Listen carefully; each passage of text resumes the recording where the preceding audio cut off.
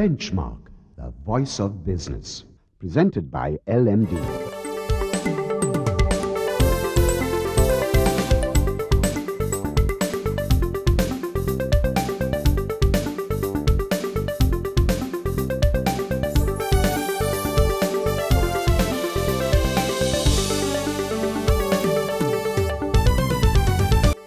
On this edition of Benchmark, Murad Ismail, partner at MICD Associates, is in the hot seat today to give us a designer's perspective of the beautification of the city of Colombo. Then, Nielsen's managing director Shaheen Kader analyzes the latest BCI data. The unique index nudged up by just 1 basis point in September. And to wrap up this edition, LMD columnist Samantha Amarasinghe discusses the future growth trajectory of Sri Lanka's economy. That's the line for Benchmark. The beautification of the city of Colombo has stormed up much debate. While the development is welcomed by almost everyone, there are those who understandably question some of the proposed projects that will change Colombo's skyline. Now, to offer us a design perspective, we invited to our studios the partner of MICD Associates, Murad Ismail.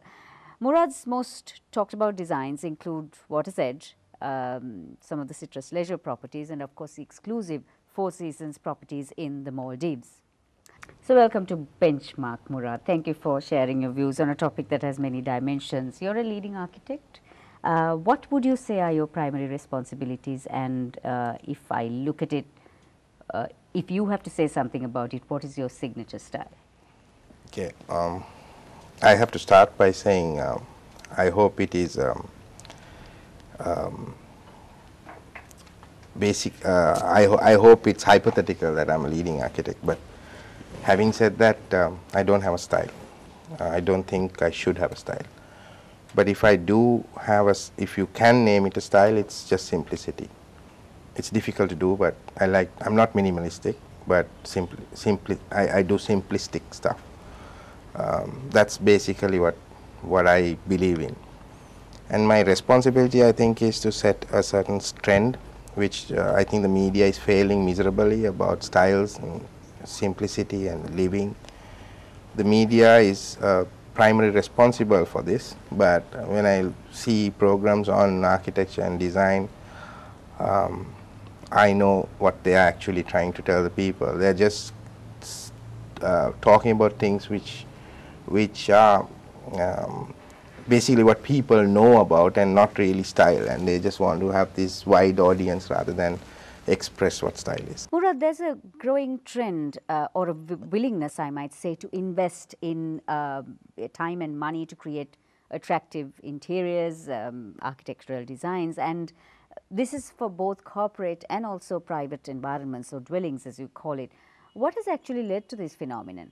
I think we fail to understand one thing about Sri Lanka.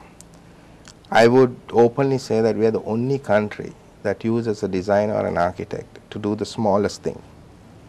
Example, if you take India, maybe 0.1% of the dwellings are done by a designer or an architect. They are developer oriented. The developed countries also just use developers, and developers have an in-house architect to do something, and it's a cookie cutter situation. Sri Lanka has a weird scenario. They will try their best even to design a little kitchen. They will try to find a designer.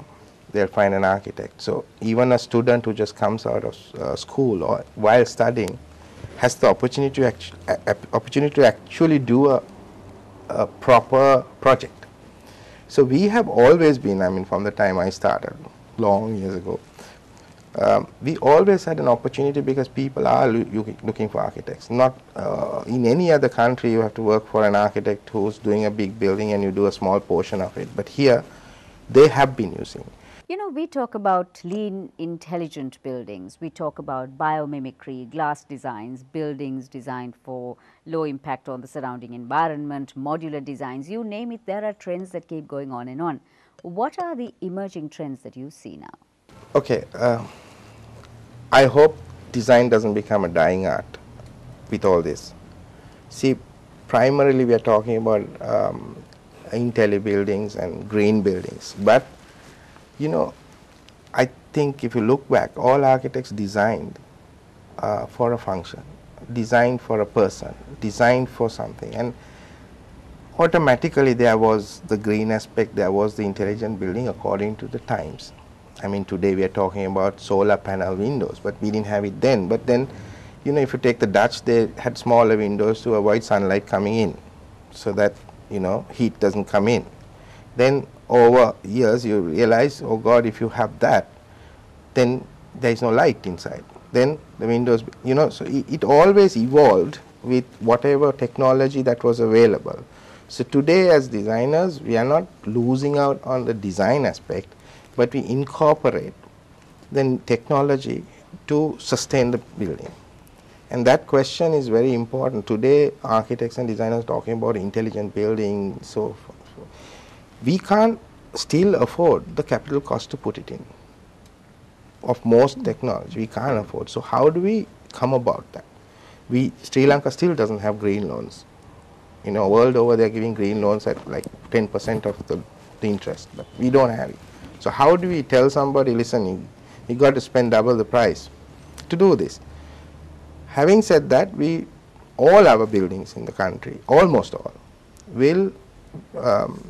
can easily get a green certificate, because we in Sri Lanka we are designing with ventilation and so on. Keep the technology apart. So we are actually designing for a purpose with the elements in mind. And where we lose out is that we take the technology that tells you what to do, and then your sight and the intuition that you get for design is not there. So basically the trend, I would think, is that use the technology. We are using the technology for sure when you can afford it, or put it in when you can afford it, because it doesn't become a part of the design philosophy. Yes, you need to change a few things, you need to doctor a few things to accommodate it, but it doesn't change the philosophy.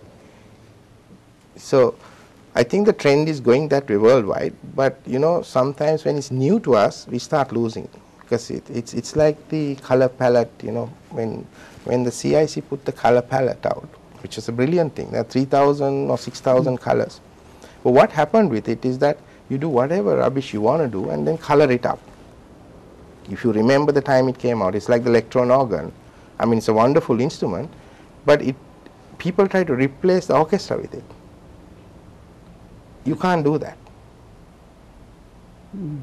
So you can't replace the philosophy with technology. But use the technology to enhance your philosophy. That's a different story. So Murad, if we are actually looking at an institutional building, a corporate building, what should we be looking at? I'll be very controversial if I answer that, so I'll avoid answering it. But having said I'll avoid answering it, just look at some of the new institutional buildings that have come up. And they are a confusion between colonial, postmodern, and you know, in 20 years' time, you're going to wonder who did this, why they did it, and when they did it. If you look at, there are only a few that have come up, some are in court. I mean, I wouldn't get a single good comment on it, but I'm not criticizing architects. It has nothing to do with architects and designers. It's to do with the client itself. The colonial buildings had a certain aura about them because they were symmetrical and they did show. And we are trying to do that on smaller plots of land, weird shaped building. We are trying to do this colonial situation, and to me that's bad taste, because I don't think a colonial guy during the colonial period of Sri Lanka, which are going to copy something from the king's time. I mean, if you're respecting colonial style, then leave it that way, learn from it, the proportions, mistakes as well as the good things, and then develop it in contemporary. That's the development. Contemporary is that. What we learn from the past, how do you use it? Of course, if we cannot find a better solution, then we use it, like the wheel. After the break, Murad Ismail talks about the impact of the rising costs of construction on architecture, interior design in Sri Lanka, plus how architectural designs have evolved to meet inevitable demand for green buildings. But before that, our sponsors' messages.